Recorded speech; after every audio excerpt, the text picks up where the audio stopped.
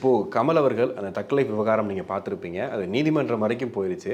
அதில் தீர்ப்பையும் நீங்கள் கவனிச்சிருப்பீங்கன்னு நினைக்கிறேன். அதாவது கிட்டத்தட்ட ஒழுங்கா மன்னிப்பு கேளு அப்படின்றத கொஞ்சம் மேம்போக்கா சொல்கிற மாதிரி இருக்குது. இதை தாண்டி இன்றைக்கி நிறைய பேர் இந்த இது குறித்து கருத்தும் சொல்லியிருக்காங்க. ஒரு சில பேர் கமலுக்கு ஆதரவாகவும், ஒரு சில பேர் வந்து மன்னிப்பு கேட்டால் என்ன தப்பு அப்படின்ற மாதிரி சொல்லியிருக்காங்க. ஒரு பக்கம் வந்து படத்தையும் ஒத்தி வச்சுட்டாங்க. இதை நீங்கள் எப்படி பார்க்குறீங்க? தக்லைஃப் படத்தில் அவர் ஒரு வார்த்தையை நம்ம எந்த இடத்துல, எந்த தோணியில், எந்த அர்த்தத்தில் பேசணும்ன்ருக்கு. அப்படிங்கிற வார்த்தையை நம்ம வந்து கோபமாகவும் பேசலாம், சாந்தமாகவும் பேசலாம், செல்லமாகவும் பேசலாம். அப்போ இந்த ஒரு வார்த்தையை எதற்காக பேசியிருக்கிறாருன்னு முதல்ல பார்க்கணும். ஒரு தக்லைஃப் படத்தினுடைய ஆடியோ லான்ச் நடக்குது. அதில் கன்னடத்துலேருந்து வந்திருக்கக்கூடிய சூப்பர் ஸ்டாராக இருக்கக்கூடிய சிவராஜ்குமாரை பேசுகிறார். நம்மளாம் வந்து அண்ணன் தம்பியாக தான் இருக்கிறோம், மொழியாக இருந்தால் கூட அண்ணன் தம்பி மொழி மாதிரி தான் இது, இந்த மொழியிலேருந்து அந்த மொழி போயிருக்கு அப்படிங்கிற மாதிரியான ஒரு ஒற்றுமையை இணைக்கக்கூடிய வேலையை தான் பேசியிருக்காரு. அப்போ அதை வந்து பாராட்டணும்.